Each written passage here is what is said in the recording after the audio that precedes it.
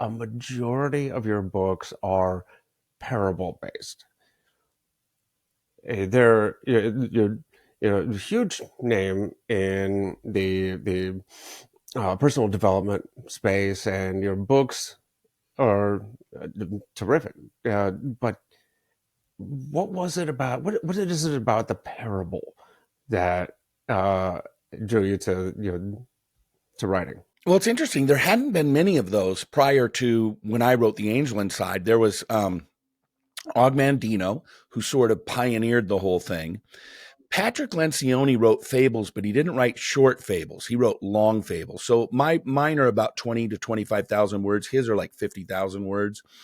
Ken Blanchard, One Minute Manager, some of those were also, but it wasn't as extensive as it is now. In fact, I have some friends who are best-selling authors now who kind of copied the idea. They're like, wow, if that sold so well, maybe I should write fables. But I think it's interesting.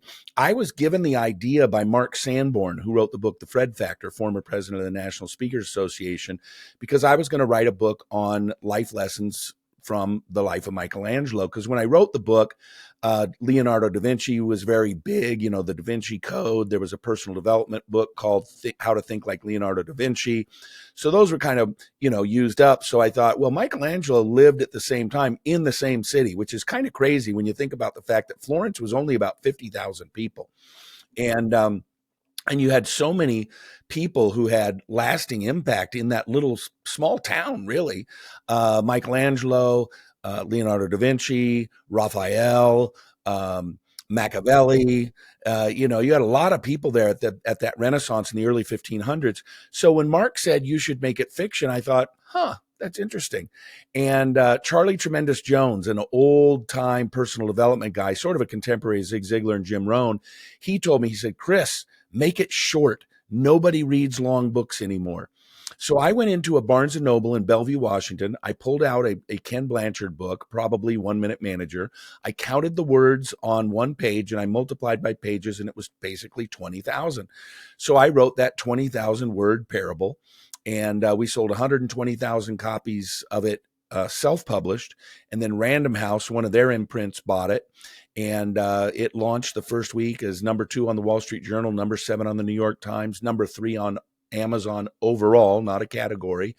And I think first of all, I just think it's a great book. It's my most well-written book. It's spiritual. It's got geography. It's got Italy. It's got personal development. It's got history. It's got a wide variety of things all wrapped up into really, I think it's as close to a perfect book as I've ever written. But I think probably the reason why it's been so popular, as well as the others, 12 Pillars and all the others I've written, Leadership Rules, is because it's quick and easy to read. In fact, I call them one-leg books, meaning you can read them on one leg of a 2-leg trip on an airplane. So if you're flying from New York to Dallas and then Dallas to LA, you can read it on that trip from New York to Dallas. And so I think people aren't as used to reading as much anymore. In fact, 50% of all books now are audio driven on audiobook.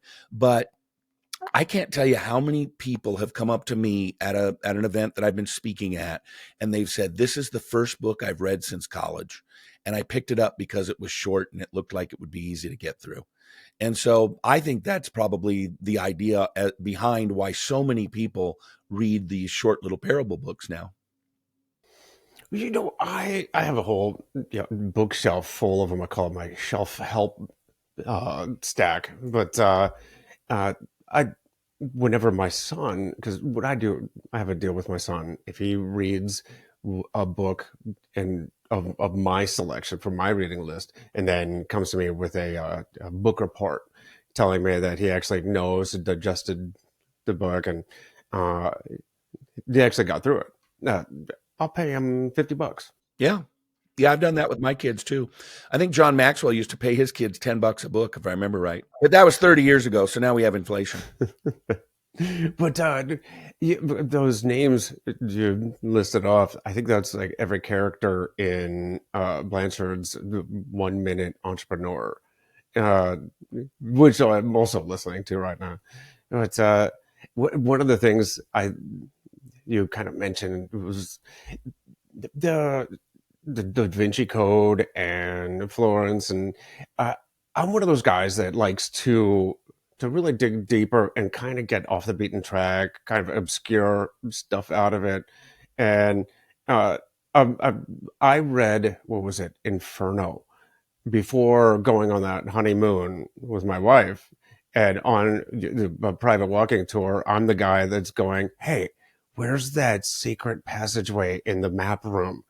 And where's the Cherkatrova uh, in the pin banner in the giant mural?" And I think I freaked her out a little bit, uh, but that those are the hidden little things that I think some some little obscure piece of knowledge within that, also with the big message, tends to keep people engaged. It's like seasoning in the healthy meal. So also with your angel inside, I think there was some interesting details in there that you're not just educating on the big message, but it was a little piece of history. Yeah, so I really appreciated it. Yeah, you learn about history, you learn about art, you learn about spirituality, you learn about geography, you learn about personal development. It's